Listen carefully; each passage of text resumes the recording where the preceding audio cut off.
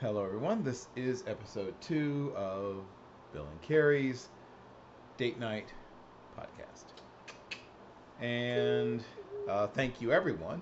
And apparently, there's at least 100 and some odd of you who watched. So that's about 95 more than I was expecting.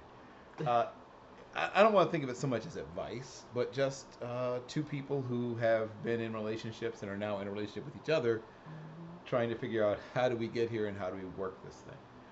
For me, uh, I think a lot about my parents, and I think many people do when you're in a relationship, particularly a serious-ish relationship, whether it be a marriage Is it really ish?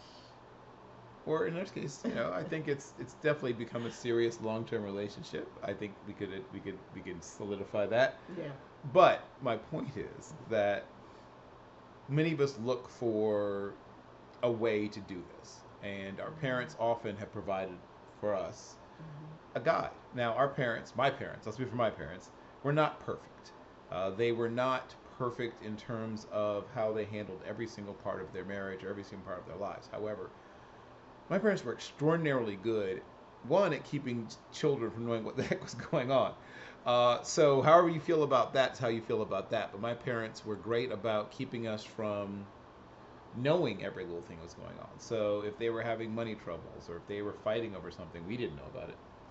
And I tried in my marriage when I was married to keep some of that, and I don't know if I was quite as successful as my parents, but to keep my child insulated from whatever was going on in the marriage. And then as the marriage dissolved, for as long as possible, we tried to keep that, just to us, to my now ex-wife and myself. And then eventually, we had to sit down and have the talk. My daughter, I'll be honest, handled it better than I thought she might. And so she's had some moments of pushback about certain things. And for a little while afterwards, she'd ask when I was coming home and that kind of thing. And that was hard. I'm not going to lie, that was difficult. It was challenging. And for the first few months, I didn't know exactly how to answer certain things because I wasn't sure what would happen. We had a separation that went on for a while, and at in the early part of it, I didn't know how it would end. Well, it ended in divorce. But the good news is that my ex-wife and I are still very good friends. We still talk on a very regular basis. Some people might say an unusually regular basis, but it's what's best for us in co-parenting, and it helps us to remain connected in a way that makes the decision-making process as we act as parents an easy one, and we are legitimately friends. But I don't know how much about how you approach relationships is based on what you saw your parents do. So for me personally, my parents were young parents. My mom, when she had me, she was 18 years old. She had to make certain changes in her decision making because, you know, my parents don't believe in abortion and things like that. Like Right. my mother, she graduated from high school at age 17. So my mom is an extremely intelligent woman, and my dad worked hard all for as long as I can remember. With my parents, they made some mistakes, but they were young parents, Sure. and young parents are gonna make not the best choices always. Mm. And I'm sure that my parents feel like there's certain things that they could have done better in regards to raising us. But for the most part, I feel like I was raised by really good parents, and I don't ever recall my parents arguing. Like, if they had a disagreement, they were the type of parents that they put on a united front Yep. in front of everybody. It was certain things that it was none of our business. Right. So they tend to operate that way. And like for example, my dad, he was a polisher for years. He worked at companies like Barron and Blakesley, Purex, those type of companies, and he polished metal for industrial companies, and he did that for years. My mom, when we were young, she basically was home all the time. My mom was the type of mom that she made sure we were educated. Like, Right. we had to read encyclopedias. We had the type of parent. If we asked her what a word was, Yep. look it up. If Right. it was something that, for example, Can you explain how this is? Go get the encyclopedia. We went to the library. My mom used to do things like she would bake cookies from scratch, and then she would, like, if it was a rainy day, she would hide them, and we would have to do a scavenger hunt. Like, Right. my mom was so much fun when we were kids, but at the same time, if we got out of pocket, she was always the type of mother, like, wait till your daddy get home. Like, my dad was the disciplinarian. Every now and then she might whoop us, but our dad was the disciplinary. That when he came home and we did something wrong, he whooped us, and we were on and it got to the point where we didn't just get whoopings, we were put on punishment as well. And that goes to me saying is, I'm still alive. I'm still here. Even though my parents were the way that they were, it did not take away from me being the adult that I am. So, as far as that's concerned, my parents were like that because they were raised by very old school parents as well. Right. And it's funny you should mention old school. My father was raised by his grandparents, who were the first generation in our family who weren't slaves. So you can't get much more old school than that. Yeah, that's true. And then my mother was born to older people. And what she discovered, but she didn't know she was an adult, that both of her parents had been married before, though they had no children. My grandfather had a stepchild with his first wife.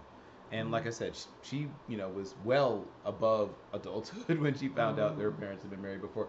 I don't know if she found this out why her mother was still alive. I think she might have found this after her mother passed.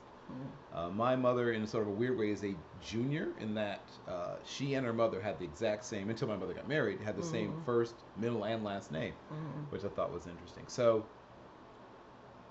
my mother came to understand certain things in life differently than somebody who did have younger parents. Her parents were in their 40s. My mother was born on the 11th of February, which is the 42nd day of the year, in 1942, to a woman who was 42 years old. So shout out to Jackie Robinson, but who she met when she was a school child. But my mother was raised by people who also were born at or before the turn of the century. Her mother was born in 1900. Her father was born in 1897. So these are people who had seen a lot of life by the time they had her, and she was essentially a miracle. Her doctor, Dr. Na, was convinced she was just getting heavy, right? He thought she was getting close to menopause. So he put her on a special diet, had her do more exercise, and didn't even bother doing a pregnancy test the first couple of times she came in. It took him till about the third time she visited for him was like, well, pretty sure you're not, but just to be sure, and boom, sure enough, she was pregnant. So when your parents are, in the case of, like I said, my father was raised by his grandparents, people born shortly after the end of the American Civil War. And then in the case of my mother's parents, though they weren't grandparents, they certainly could have been. And sometimes people would think, when they would see her being dropped off at school, that was her actual grandparents. But the advantage of being connected to American history, Black history, when you have people who have seen more life or older, you know, my grandfather was a boy when the Wright brothers, went to Kitty Hawk and, had the first heavier than air airplane, the first airplane, the first flight. He was school aged when that happened. He remembers being a schoolboy when that happened. He remembers the first cars, at least where he was, in that part of the country. When he was growing up, he still learned to use a buckboard and, to drive a horse-drawn carriage when he was a small child. That's not that far away from me because that's my grandfather and my grandmother who remember those days. But the people who formed and forged me believed in a lot of the same things that I believe. Now, I should mention my grandfather, my mother's father, was a lifelong Republican. And he didn't waver like so many Black Americans did during FDR's administration. However, his wife my grandmother did change. She was also a Republican throughout her younger days, but during, I think it was the second administration of Franklin Delano Roosevelt, she switched her registration. And while I do believe they probably, once again, away from the child, probably had discussions about it, he never tried to change her. He never said, you can't vote that way. I think they probably, like I said, did discuss it. She probably explained why she thought that Franklin Delano Roosevelt was the right person. I'm sure he had reasons about why he was, backing. Oh, I'm trying to remember. Was it not Alf Landon? There's a Win with Wilkie. There was a Wendell Wilkie button in my grandfather's house, and I was such a American history nerd growing up that I got excited when I found a Win with Wilkie button in my grandfather's house. Yeah, my grandfather was my mother's father was a lifelong Republican, like I said. His biggest test was Nixon, right? When Watergate came around, that shook him a little bit, right? Because he was a Republican because that was the party of Lincoln.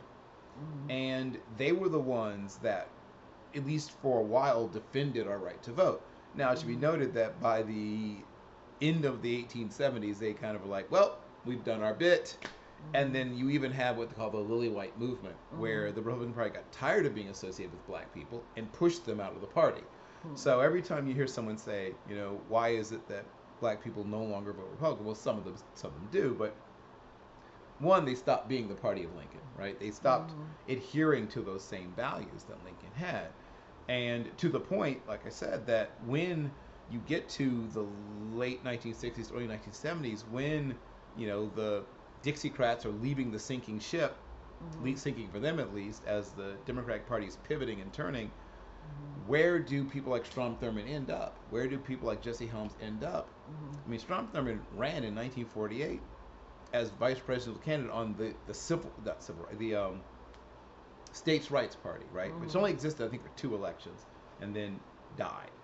But the Dixiecrats had to go somewhere, and they could have been marginalized as a third party. They could have been stuck without a home, but the Republicans were like, oh, it's a chance to win the South, and they welcomed them in. So if you hear some Republicans talking about, all this moral high ground they have, well, one, they were suspiciously quiet during the Civil Rights Movement.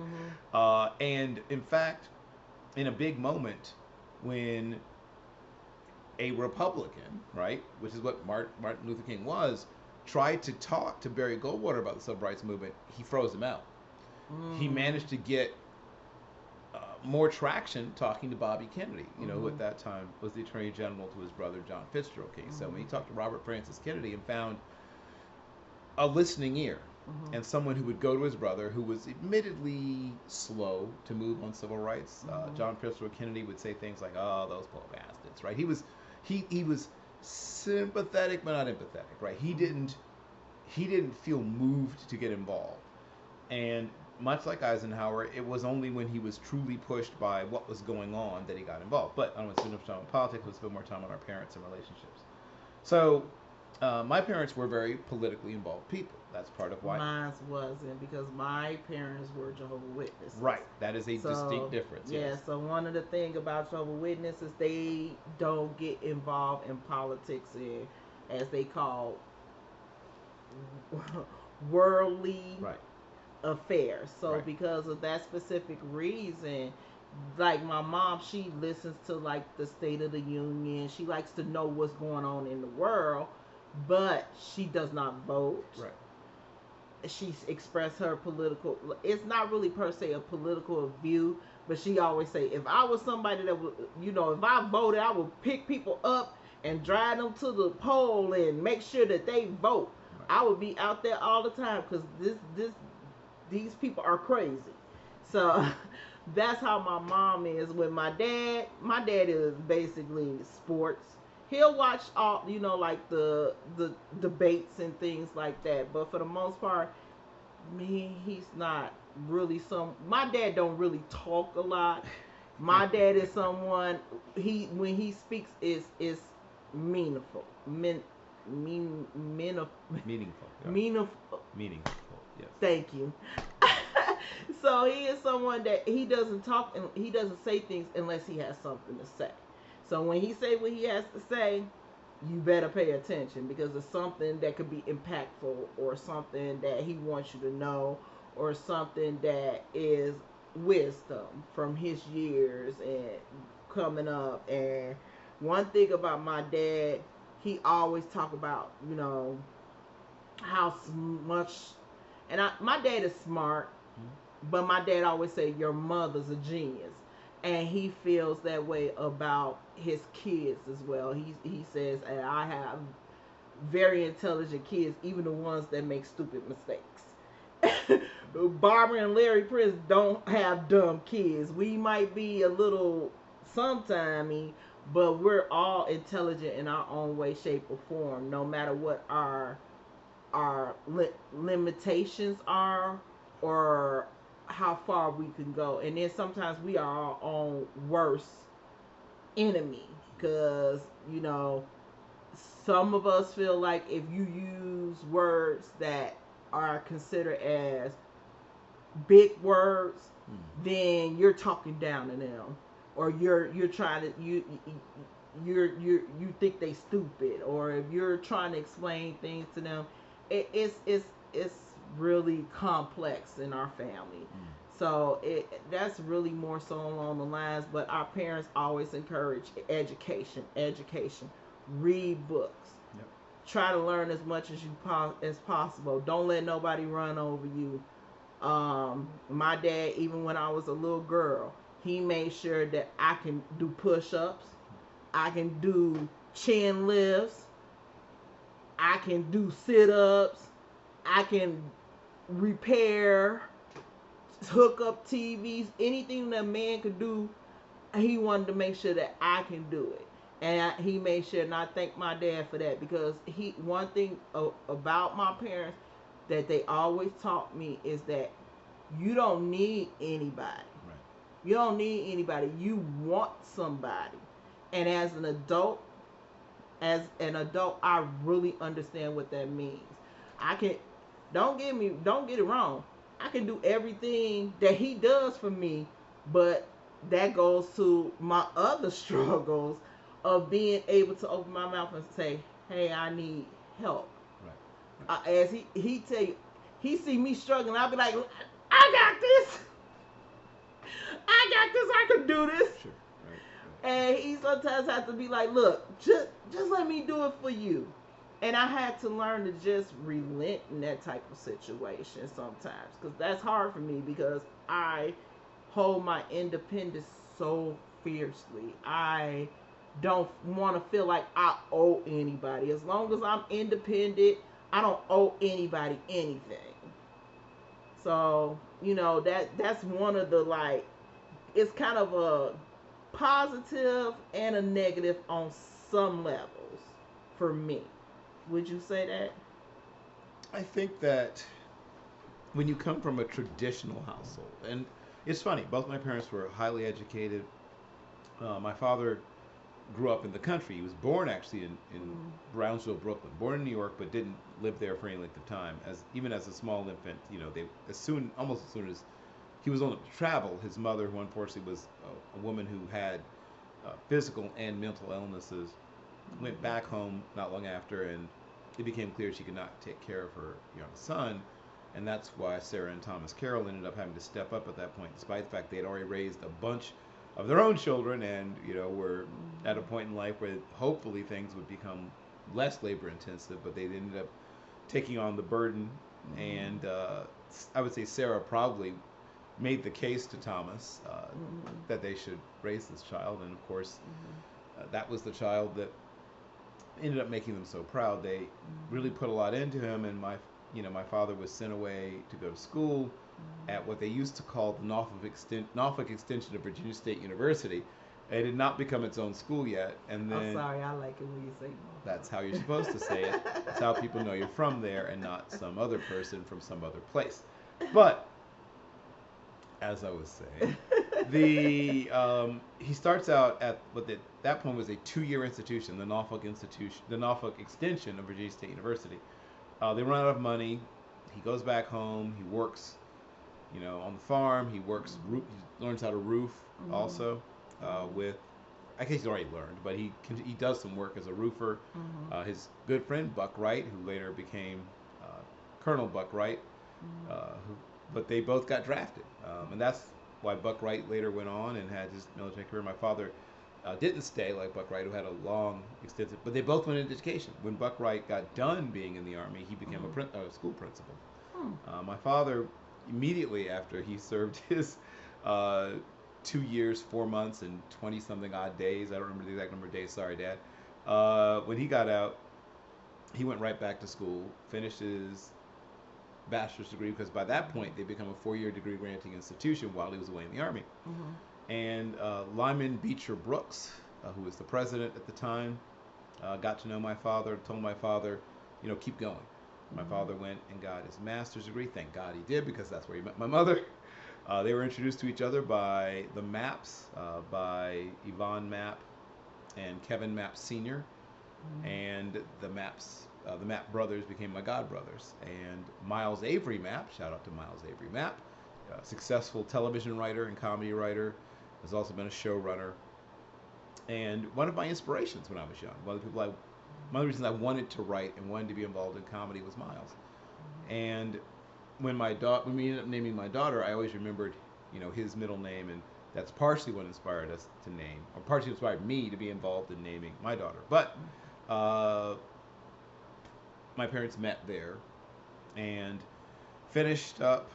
My mother had started her educational career at Swarthmore, which is a very small but pretty exclusive, I guess you would say, a liberal arts institution in Pennsylvania.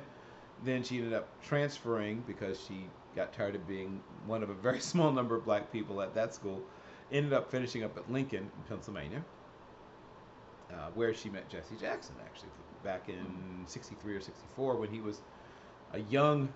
He wasn't even a minister yet. He was a young student. He was a student himself at NCA&T, and had just gotten involved in organizing for the Student Nonviolent Coordinating Commission, also later known as SNCC, and also later became part of the Southern Christian Leadership Conference, SCLC. Mhm. But the fact is that my parents came of age during the Civil Rights Movement. And so I was one of those people that didn't just know one or two of King's speeches. I knew, not just Letter from Birmingham Jail, and of course, the March on Washington, I Have a Dream speech. I knew about a lot of his later speeches where he took on poverty as a whole, including dealing with poor whites. I knew about speeches where he came out and started to criticize capitalism, or at least sort of what he saw as the excesses of capitalism, and of course, obviously, when he came out against the Vietnam War.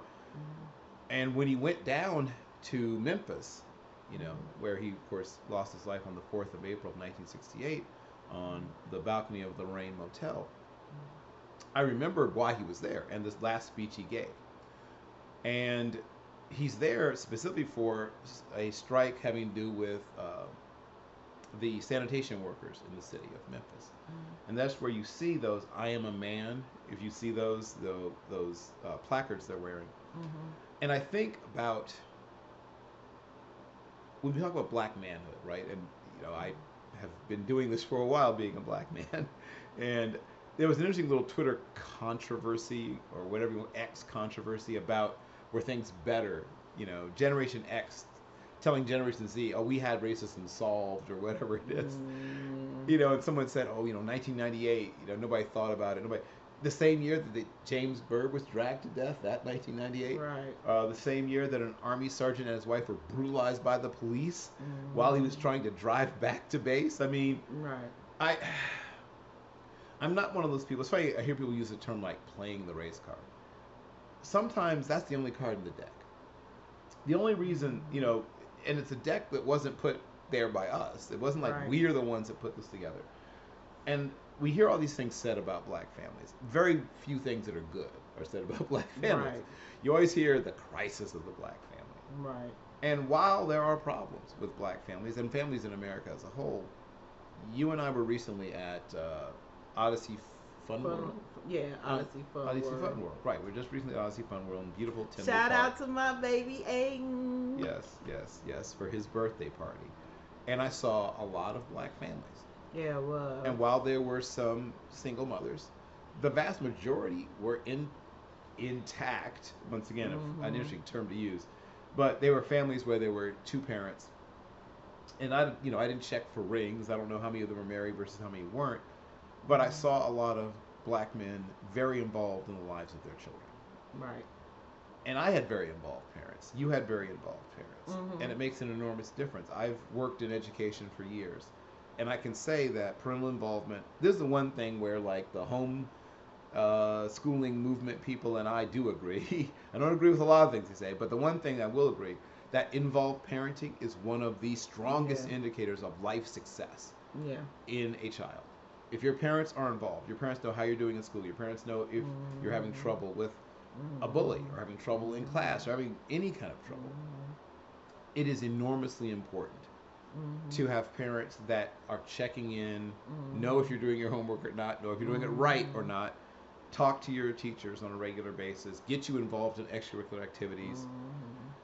It's so different for those children that I've seen where their parents are less involved or uninvolved in some cases, and they just sort of turn over their child to the school. Mhm. You can't control your children. You can't make your children be the person you want them to be. I'm proof of that.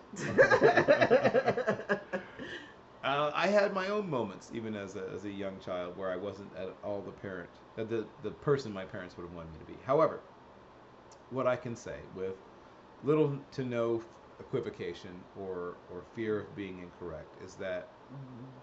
my parents modeled for me the kind of behavior I eventually aspired to. Mhm. And while I haven't, like I said, matched or hit all those things I wanted to, my Mhm. mother greatly instilled in me kindness and empathy. My mother is an Mhm. extremely kind, empathetic person. She will literally give someone, the maybe not the shirt, but the jacket probably off of her back. Mhm. She's a person that drove into me that I am very lucky. I'm very blessed. I'm very fortunate. A lot has been given and a lot is expected from me. Mhm. My father was the person that was a little more, I won't say realistic. My parents were realistic people, both of them, but Mhm. my father was a little more, slightly more cynical, but also a very kind man, a very good man. But he's the one that had the little sort of darkness and a sense of humor. He'd say Mhm. things like, don't worry so much, life isn't permanent anyway, things like that. Um, my father was the more of the jokester. My mother was a little more of the Mhm. worrier. Mhm. But what I can say is the things I've taken away from my parents, and I loved my parents very much, and I originally felt closer to my father, partially because we are very similar. I look very much like my father. I sound very much like my father. I think very much like my father thought, though I think he had to, as a child of the Depression, Mhm. born to people who were stricken by poverty and a lack of education. As I've said before, and I'll Mhm. say it again, Thomas Carroll had not one day in his life in a schoolroom, and his his wife had about 3 or so years of education, but they both knew education was important, like you said, about Mhm. how much they put that in. Mhm. And so everything I've done in my life, at least in part, has somehow connected to education, whether I'm working directly in education Mhm. or in fields where I've felt like I try to act as an educator, even if I'm Mhm. working in a position like whether it be sales or whatever. Mhm. I always want to educate my audience or people that I'm working with. Last but not Mhm. least, when I talk about and think about my parents and who they helped me to become, my parents never said you can't do this because or you can't do that because. They believed I could do anything and made me believe I could do anything. But they also made me aware of what this country is and is not. Mhm. And my mother at one point was a Commonwealth's attorney in the state of Chesapeake. We lived at one point, by this point, we'd moved from where we had lived in Norfolk to Virginia Beach. Mhm. And when you're a new black child in a neighborhood, you go through this whole sort of thing again. What to Mhm. do, what not to do, be careful. Now, this is Mhm. an extremely safe neighborhood. There was Mhm. very, very little crime, at least at that point in that neighborhood. However, the police would still patrol through. One day, I came home from school when I was in eighth grade and locked myself out of the house. How, I don't even remember anymore. And so I'm looking around, sort of hoping to find maybe I left a window cracked in my bedroom I can kind of slip through. I was very thin at that point. It's probably about 105 pounds. And so, and the police roll up, and they're like, come here. It's like, what are you doing here? Well, this is my house. I locked myself out. I got here before my sister gets home. My sister would have still been, so I would have been at Brandon Junior High School. My sister would still been in elementary school at Mhm. College Park Mhm. Elementary. And I guess their day went longer Mhm. because College Park was actually closer. So I can't remember why I was home sooner than she was, because I had to be bussed back, while Belinda's school was actually darn near walking distance. I can't remember if she walked or not, Mhm. but for whatever reason I'm home. First, I don't know how I managed to lock myself out, but I did. I think I might have been taking out recycling or garbage or something, and then the door locked behind me. But police pull up. They're asking me a bunch of questions, and of course, somebody asked me for my ID. I said I don't have any. I'm 13. Right. Well, can you prove you live here? I can call my mother, and this is before cell phones. So I said, Mhm. I don't know how to reach her exactly, but she is a Commonwealth attorney in the city of Mhm. Chesapeake. If you call the city of Chesapeake, or I mean, they're police. I'm assuming Right. they know this, but call over there. And sure enough, I guess someone called, confirmed that she understood that I am her son. We do live here, whatever. So the police drove me. Where did they drive me? I think they might have driven me to like as far as they could go in terms of jurisdiction, and then I think Chesapeake cops might have picked me up and taken me. I'm trying to remember. I can't remember exactly what happened, but eventually my mother comes. Identifies that yes, I this is my child. I think I hung out in her office till she was done for the day, and then went back home with her. No, by Mhm. that point Belinda was home, so Belinda probably let herself in, and then so it's just I think she drove. I got out, and then Belinda had to Mhm. unlock the door, and I got in. But I was told how to interact with police from the time I was maybe 10 or so years old. I Mhm. was told, how to be non-threatening, and it's obviously a tough thing to have to say to any child because you don't want to think that your child's ever going to be in danger from the police. But if your child's a young black child, particularly a young black male child, Mhm. it's a conversation you have to have. Now, my child was a daughter. We still had a version of it, but it's not as intense now. Mhm. Do black women die in custody? Yes. Do terrible things happen to black women sometimes, via the police? Yes. And Mhm. as I mentioned, I have a friend who was the lead Mhm. attorney on the Sandra Bland case.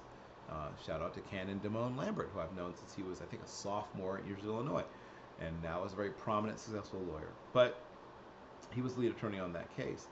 There are many things that I can tell you about what it's like to try to be a black father, right, Mhm. and a black husband, right. Mhm. uh, I used to get a little uncomfortable being overpraised. So when we lived in New York, every time people would see me with Avery, I would take her somewhere. I would, have her in the stroller. I would have her wherever, Mhm. taking her to daycare or taking her to a play date or whatever. And people go, oh, they would start, oh, such a good father. It's like, how do you know? I could be the worst father in the world. But I didn't say this. I would always thank people and, thank you so Mhm. much for the kind words. But the bar, unfortunately, is lowered. I will say that. Mhm. People expect less of black fathers.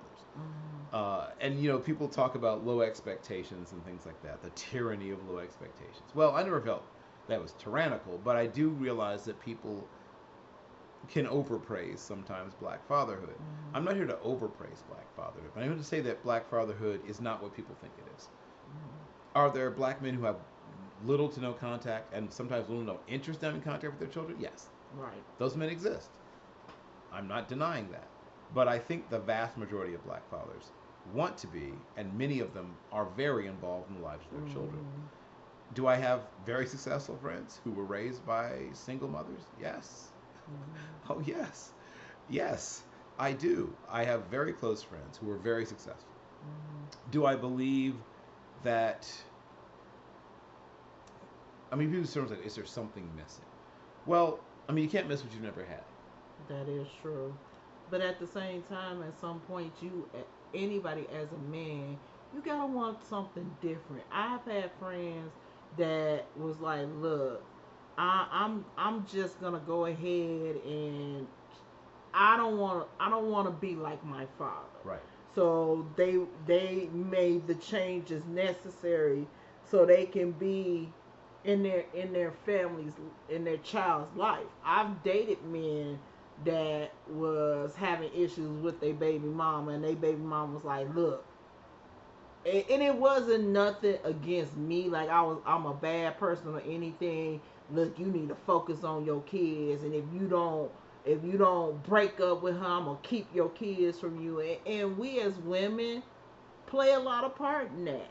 You know, I have friends that don't have they baby's fathers on child support. They do everything like they supposed to, and they tell them, "Hey, it's your responsibility to be in your child's life. I don't want anything from you. Just be in your. Come visit your child. Come pick up your kids. Take them to the park. Buy them ice cream. Take them to McDonald's. Just do something with them." And they're leaving the door open for those men to step up.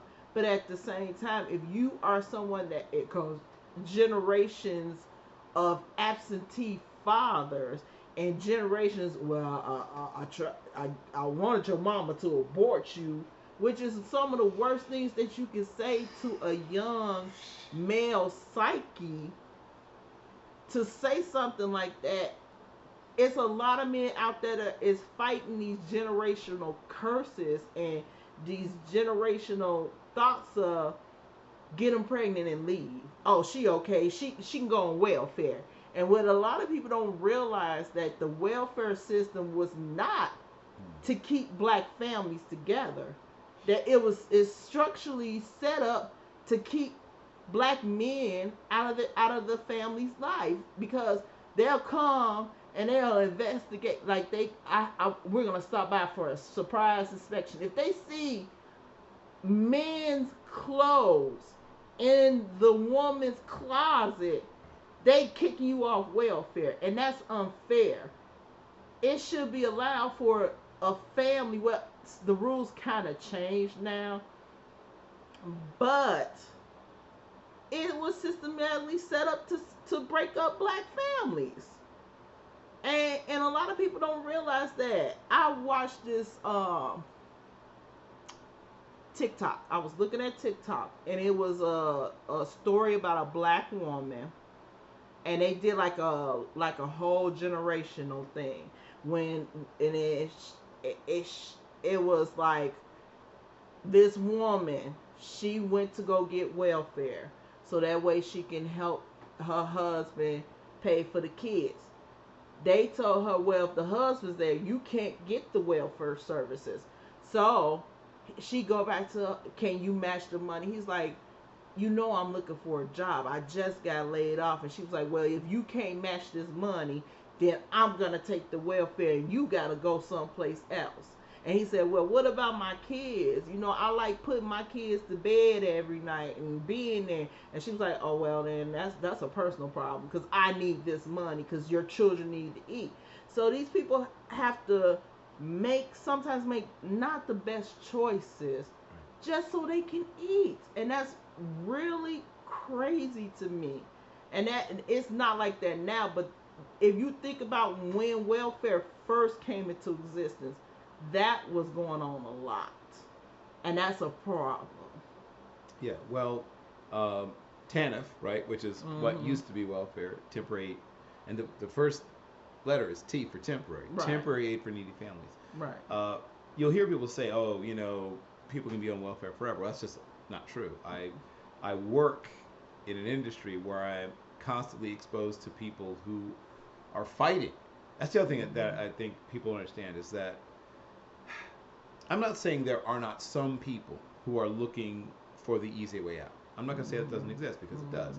But I can tell you the vast majority of the people I work with, and I work with people who are fighting to get their lives in order and better and improved and to, as you said, make a better life for their children. There's so many things that are untrue that are said about poor people in this country that it bothers me to a great deal. And the people who say it don't know poor people. Like, that's the thing that gets me. So much of what's said is said by people who have not spent a second with a poor person, right? And I spend hours a day at work with people who are in varying stages of some form of poverty. Now, some are almost out of it, right? We've helped them, or other organizations or other programs have helped them, and now they're, you know, maybe they've gotten a chance to go back and get school or education. That's another thing. For a long time, you couldn't, if you were a full time student, you couldn't receive TANF. They've now Right. changed it, and in fact, there's a scholarship program. It's not going to send you to Harvard, but Mhm. it will help you to get a credential of Mhm. some sort. If you are a now you once again you do have to be a custodial parent. You don't have to be a Mhm. mother. You could be a mother or a father, but if you're a Right. custodial parent of a minor child, child has to be less than 18 years of age at the Right. time that you apply to the program, it will help you to fund your education. And Mhm. all I can say, state of Illinois, right? The state of Illinois is it's an Illinois wide program, not just Chicago. It's Illinois wide. Mhm. Because finally, there was a realization that if you don't give people opportunities to improve their Mhm. skills and you Mhm. just kick them off, and say, okay, well, good luck, that's that's when you get this explosion in the homeless population Mhm. and crime. Uh, Mhm. People say, people, especially racists, love to point out what percentage of crime is committed by black people. But do they realize when they're saying this about how? Because I used to work, you know what I used to do, doing health plans for the state. Right.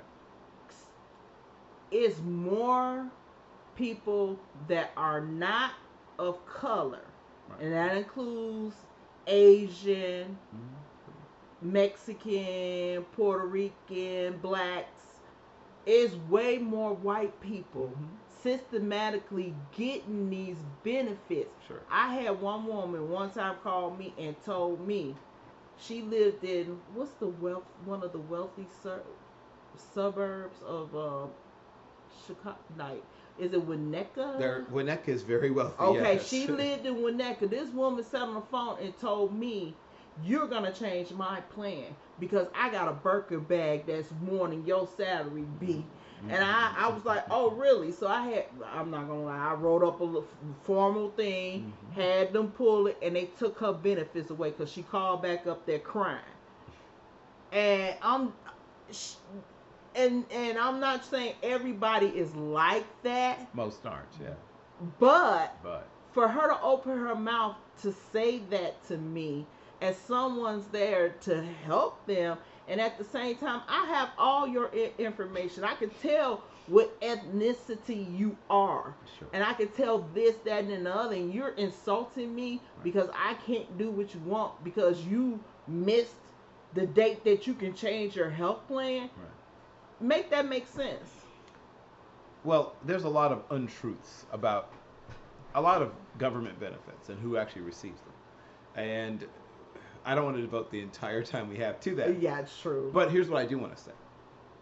As a person who spends hours every day working with people who are trying to improve their lives, Mm-hmm. and many of them are single fathers, right? And they Mm-hmm. have these partial, if not full, custody of their children. Mm-hmm. And, you know, they'll come into the office sometimes with their children. I can tell you this much, that if all the things that people like to say are true about black families and black fathers and whatever, as bad as things are, it would be so much worse. Yeah. If all the things they said were true, I can tell you that the vast majority of the men that I have worked with, if they have families, are working as hard as they can to Mm-hmm. be able to support those families and keep their families Mm-hmm. intact whenever possible. Mm-hmm. And when we put down and put barriers in front of people and say, pull yourself up by your bootstraps, all this kind of stuff that people love to say. I have two issues with it. One, there's an entire system that is put these people in a situation where they get a very much broken education, right? An education that Mm-hmm. is not well suited to making a successful life. Mm-hmm. You put them in neighborhoods where it's not safe. Mm-hmm. You create situations where the employers, in many cases, are Mm-hmm. leaving areas that are easily accessible to Right. people who don't have access to cars. Right. And then you say, pull yourself up by your bootstraps. When an increasing number of employers, particularly in the higher paying fields, are no longer in the central city. Mm-hmm. There are still some, don't get me wrong, but there's a little corridor, as I travel to and from work where I still see, sheet metal fabrication and Farrah Pan candies and things like that. I'm not saying that it's all gone, But you also see a lot of things that where it used to be this, bakery used to be here, Right. this used to be here, used to be there, and then it's all gone someplace else. Right. In some cases, leaving the United States entirely, but in many cases, at Mhm. least going further out Mhm. into places where people who are dependent on public transportation cannot travel. So, Exactly. so there's a lot of barriers that poor people face that people who are not poor will never understand. Mhm. And the other thing that I think is widely misunderstood is how many people are struggling with either mental health, right? We don't have enough access to free community based mental health. Yeah. Many people to get free mental health care have to have an actual crisis and be taken to a hospital someplace. Yeah. As opposed to there being a clinic, I would say for every 8,000 people in this city, there should be a free clinic available. But, you know, I understand why that hasn't happened or why that isn't going to happen. Mhm. But you can't say that we're having a mental health crisis and then say, well, there's nothing you can do about it. Right. Okay? If you can't do it every 8,000 people in terms of like census tract data, let's make it every 24,000. Mhm. Okay? But the idea that we're going to say, okay, we're putting you in this difficult situation where it's going to be stressful, painful, you're going to be dealing with trauma. That's the other thing that's been talked about enough. A vast number of people that I work with in my job have had some sort of trauma in their lives. A friend, a family member, themselves have been shot. We had a young man not too long ago in our office who was talking about, why he lost the job. He said, well, I got shot. It's like he had a cast, and I originally thought he maybe he'd hurt his wrist or something. He later disclosed, yeah, no, I got shot in the hand. It's like, oh, okay. So, and you say to these people, once again, pull yourself up by your bootstraps and other things. They're working for these jobs for these staffing agencies. I'm not saying every staffing agency is exploitive, Right. but some of them clearly are. Yeah. Where they are careful about working people in certain situations where they make sure that they don't work enough hours or certain things to qualify for full benefits, things like that. Right. I see people manipulating the system to make sure that these people can never make overtime or all these other things. And one staffing entity went so far as to deny people overtime in a case when they should have been allowed, where they had worked enough hours to qualify for overtime. And I'm not going to say anything I shouldn't, but I believe there may be some sort of legal activity around this particular place in the near future. But that isn't, once again, what I focus too much on. There's a misunderstanding about black people. Now, when people say there's so much more crime, I say sort and now break it into stratas based on income level. And once you do that, now the racial, difference in crime rate is almost wiped out. But the part that kills me is like other people that stay in other states that are not originally from here. I always go when they come visit, they be like, I thought I was gonna get shot. The way they report it's other cities are way worse than Chicago. There are. We have violence here, but like for example, where we are located, most people would be like, "Oh no, I'm not going near there. I'm not going near there. It's violent over there." I walk from the train home, and I'm okay, But at the same time, what helped with it was when they dried the area out. But with them drying it out, they took away grocery stores and things that were in this area that are no longer in existence. We gotta walk. We gotta go all the way like 10 blocks one way or 5 blocks another way just to get to a store. So it's crazy. Yeah, and that's when people talk about. People love to sort of say, I don't see racism or I don't see this or I don't see that. Well, one, you're not looking. Right. That's the first thing it tells me. But when you look at the difference in everything from city services to the quality of education, and as you said, even just the ability to say, I would like some gelato. Right. If you are a black person in certain parts of Chicago and you decide you want gelato at some strange hour of the night or morning or whatever, you may be out of luck. Gelato may not or be available. You go in certain areas, like for example, if I go into Bridge, well, I might be okay in Bridgeview, but if he was to go into Bridgeview, I think you mean Bridgeport. Or Yeah, Bridgeport. Sorry, yeah, it's okay. over by Sox Yeah, Park. that's Bridgeport. Yeah. Bridgeport. They will. They literally will more than likely run him out versus me, and that has a lot to do with because a lot of people don't assume that I am black, but I am completely black. It's the funniest thing. I done had people ask me was I Mexican. I done had people ask me was I Arab. I done had somebody ask me where my hijab was when I was on Devon, and I was like, "Excuse me, what did you say?" I'm like, "Huh?" He was like, "Aren't you?" He asked me in their language. I'm like, "I don't speak Arabic, sir." And so he thought I was their race, and I'm not. I'm black. I am blackity black, blackity blackity black. Right. My mama's black, my daddy's black, my grandma's both grandparents are black. I come from black people. The only difference is later on down the line, we got some Native Americans mixed in our family. That's another story to tell within, our family when if we have a discussion about our family roots and how they came over to America and things like that. That's a whole nother discussion. But the things that is different between us as far as it's concerned, I was raised in an all black neighborhood. Right. I was raised in the hundreds before it was called the Wild Wild and Chirac and all that. I grew up on 119th and Stewart, and I had some of the best people.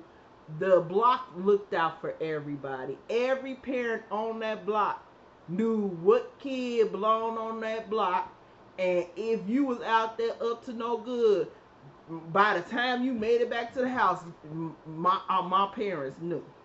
So that was the type of parents we had. My mom was the type of parent like one time we went to the store to get something, and we came back to the house, and the man cheated us out of like 2 pennies. My mama said, "Come on," marched us all the way to the store. Our friends went with us, and she was like, "You see her, point." Even the kids that wasn't hers. She said, "If you ever in your life cheat my kids, I'm gonna be up here and it's gonna be a problem. And give me my 2 cents." That man was like, I'm sorry. He was of Arabic descent, but he thought he was gonna get over on my mama. My mama wasn't going. So because my mama's a very strong woman. She's sweet, yep. She's loving, she's all those things, but my mama, let her get mad. And at the same time, he laughs because I'm really like my mom. Mm-hmm. I'm really like my mom. The thing that he says about me is the one thing he loves most about me is my loyalty. I am fiercely loyal to the people that I love. And that's a very true statement. And guess who I got that from? My mom will go to war, guns blazing, even though my mama don't use guns, but guns blazing for her loved ones. She will hunt you down and tell you about yourself. And when she get to rolling her eyes and like, it's a way she do it. You, if you were her kid, my cousins would do it. It's a look she do where she, and her eyes get to rolling in her head. Oh Lord, Barbara about to go to war. Barbara about to go to war. And my dad is, I get my temperament from my dad. My dad is the type of person, somebody be like, "Come outside, I'm gonna fight you." My dad be like, "Wait right there." He'll put on his shoes, and he go out that door, and he will get it in. That's how my dad is. I'm the same way. Don't, you want to fight? All right, I'll be right back. Yeah. My mother is a small, quiet, I love his mom. very peaceful woman. However, there's two things that sort of stand out to me when I think about like how her sort of uh, iron fist in like two or three layers of velvet gloves. So my sister was born in January, and we moved back to Virginia from North Carolina. I would have been 6.5, and she would have been not quite 5. Mm-hmm. So there's 2 years, 9 months between us. So yes, I would have been 6.5, and she would have been barely 4. I couldn't believe it. But my sister could read, could write new colors, new shapes, new all that good stuff. So she was trying to enroll my sister not in preschool because she'd already been in preschool, but in kindergarten. And they tried to say, no, no, no, no, no, she's too young. And my mother said, oh, no, no, no. She'll be fine. Just enroll her. And so they were trying to explain to her, well, our, you know, guidelines. Well, if she'd been born even just a month earlier, we might have been able to do it. But your daughter's born in January. That's too late. Blah blah blah. She can come back next year. So my mother's, the Southern expression, butter wouldn't melt in her mouth. So she's a sweet woman, very very cool. But she said to them, give her any test you have, all the tests you have, and I promise you, she will test well above kindergarten level. So my sister tested at like between third and fourth grade level and almost everything they administered. Um, and so she backed them down and she got to start kindergarten, and then sort of a similar thing happened by the time she got to first grade. They were like, well, she's a little young. Maybe she'd do another year of kindergarten. But my mother wasn't going for that either. So a similar thing. Give her any test you've got. And once again, my sister tested now between fourth and fifth grade level in almost anything that you. My sister and I both have this ability to test well. My sister was a National Merit Scholar. Tested extremely well. And I've tested well. I've worked for Princeton Review and Kaplan. It's just the way my brain works. See, I'm an essay person. I can knock an essay out, but those Scantron tests, oh my God, do you know what I second guess myself so much. That's the problem, right? But the thing is, give me a essay. Say, explain how X crosses Y and what was your thinking when I'll knock it out the park. But if they go X crosses Y at what access is it, 2, 4, 6, and I'll be like, B. No, C. I'm horrible with Scantron tests. Well, yeah, we were lucky and blessed is that we always tested super well on all of the standardized tests we were given as children. And my parents took very seriously making an intellectually stimulating household. We watched a lot of PBS, we read a lot of books, we discussed books. My parents never said, you can't read that book. I never had, my parents never been that way either.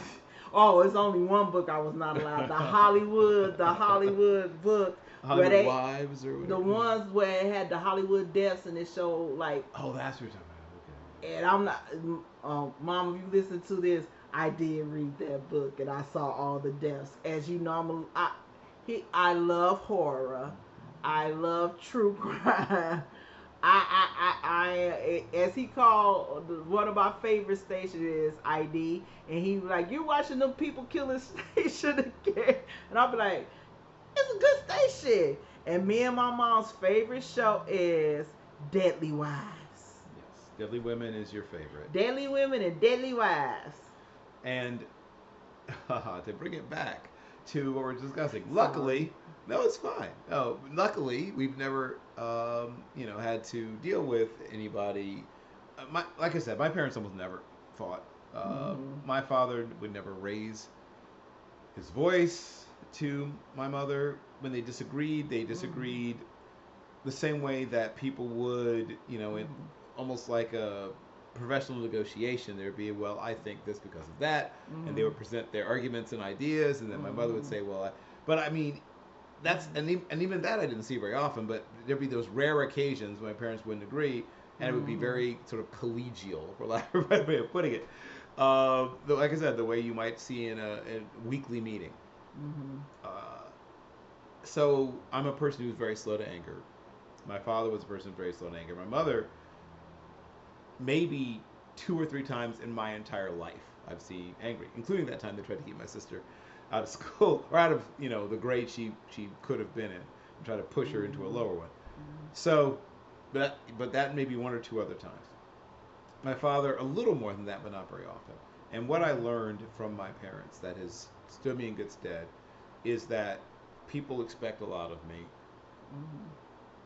I have a duty to Mm-hmm. give back. And last but not least, as important as it may be to have certain things and do certain things, Mm-hmm. no one's going to care how much money you have when you die, Yeah. except whoever inherits it, I guess. Yeah. How much stuff you have, Yeah. how many designer labels you wore. Like, none of that stuff's going to Mm-hmm. matter when you die. Mm-hmm. So my parents stressed early to me serving and giving back and things like that. Both my parents at one point were involved in education. My father, it was his entire career. My mother, Mm-hmm. once she stopped working at her primary job, well, even while she was working at her primary job for Tidewater Legal Aid, also taught part time, and then later, Mm-hmm. taught adjunct faculty at a couple of community colleges, law classes, pre-law classes, I guess. Mm-hmm. But my mother and father both, once they retired, adopted classrooms, Mm-hmm. mentored and read and things like that. It was one of those things that it was never even a question. Mm-hmm. Like, you're going to serve, you're going to Mm-hmm. do this because what matters is the things that you will do that change and impact the lives of other people positively. Mm-hmm. And I'm pretty sure your parents were somewhat similar when it came to that about service and showing, not Mm-hmm. just saying you love your community, but Mm-hmm. doing something that shows you love your community. Yeah, and at the same time, what's slightly different between what you were taught and what I was taught is you're you're a little bit more gentlemanly, and I'm a little bit more rough around the edges. I am very stubborn, and my dad is very stubborn. And when I'm right, I'm right, and I'm not gonna back down when I'm right. I don't care who you are. I don't quit jobs because I was in the right. So for me, the one thing that I learned most from my parents is you it's called self-esteem, not other esteem, self-esteem. And I know I'm the best person in the world. Everybody ain't gotta like me. Everybody don't like chicken. Everybody don't like cornbread. But I'm like steak. Some people like it, some people love it, and some people don't. And guess what? When I go before God, guess who gonna be there? Just me. So I have to answer. So I have to be okay with the decisions I make. I have to stand on what I believe because my parents are loyal people. If you're not loyal to me, then I can't mess with you. Hmm. That goes for family, friends. I don't care who you are. Right. I take loyalty very, very seriously. And that's one of the things. And at the same time, I'm someone, my parents are, you are your name, Mm. you are your reputation. Yep. So I'm someone that everybody that knows me, if somebody say, well, Carrie said, like for example, if somebody came to you and said, Carrie said that I'm trying to think of something off the wall. She don't like the way you comb your hair. Okay. You gonna look at them and go, she didn't tell me that. Oh, I That thought don't sound like I thought you were Carrie. gonna say what hair, but either way, either But way, I'm just saying, like, people know what is liable to come out my mouth and what is not. I yes. don't have a filter. I'm working on that. You made it this far. But I speak my truths. And if you don't want to hear my truth, then don't ask. Right. Because I don't know how to say it. And I literally go, before I say it, I go, do you want me to be honest with you? Isn't that always what I say to people? Don't you do you really want to know my opinion? Right. So my thing is either you can like it or you not. But at the same time, you can't never say I've not been honest with you about how I feel about you or how I feel about your situation or how I feel about our situation. It is clear with everybody in my life where they stand. Very clear. And if you upset me, I make it be known and you will pay a penalty. Yep. Either you will not be in my life anymore if you decide you it's up to you, but you're gonna have to earn me because I am a prize. And that's the one thing my mama taught me is that I am enough and I am the prize. Cause my mama is a prize. Yes. And she don't take nothing off nobody. Yes. So Yes. as far as that's concerned, that's what I learned from my parents. Is to be a strong, independent, manageable, intelligent person. Okay. Yeah, and my parents told me to be curious and allowed me to be curious, encouraged my curiosity, right? My parents didn't put restrictions or boundaries on what I could want to know. Mm-hmm. And their only thing was come talk to us after, right? If you find this thing, you read this thing, whatever it is, come talk to us after. Mm-hmm. And then they pushed me and wanted me to commit myself to something. Mm-hmm. And I didn't know what that was going to be for a while. I Mm-hmm. was like most kids, for a couple of years I thought I was going to play for the Steelers, Um, I had a few other things that sort of flitted through my mind. At one point I thought I'd be an actor or a writer. I mean, lots of things. And Mm-hmm. then eventually I realized that much like my parents, I was going to end up working in some sort of way in public service. Mm-hmm. But either way, they let me know that do whatever it is you're doing as well as it can possibly be done. Mm-hmm. Not just as well as you can do it now, but as well as you can someday do it, right? So Right. work towards the person you could someday be so you can do this well enough that you'll be satisfied, Right. right? That you will look back, you know, well done, you good and faithful servant, right? Right.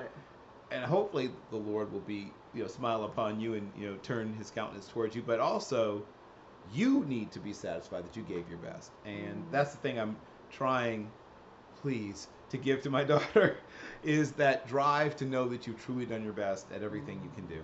I can't do much more than that as a parent. As we wrap, is there anything else you wanted to make sure you said?